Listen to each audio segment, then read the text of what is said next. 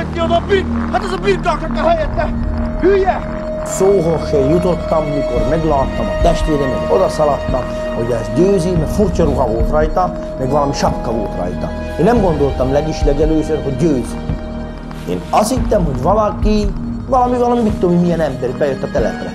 Na mi van, te gyerek? Jaj, te! Azt a mindenit a lábad, jaj, te ki van izéve? Ne vedd ma! Ki van izéve? Ne vedd le, fáj! Ne vedd le, tedd vissza! Bekötöm neked!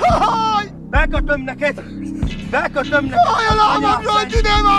Ne igazán jó a testvér, ha itt van a közelbe! Tedd vissza a Nem kell ma ez nekünk! Tedd a cipőm! Gyere, megfoglak! Gyere, fognak a válamot! Bevisztek! Jaj!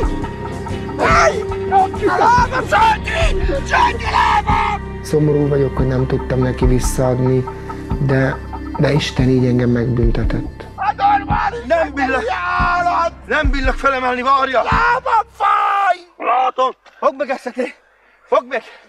Ma behúzlak! Ne!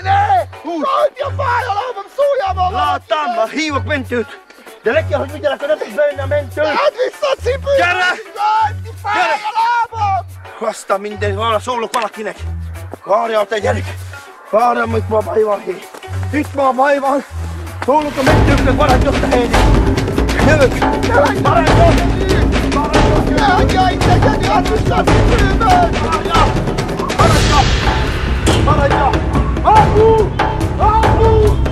Jaj! Győzős vagyok! Úgy maradjál! Úgy maradjál, bátya! Várjál! Várjál! Bátya, várjál! Várjál! Várjál! Elvisztek! A mentős akar!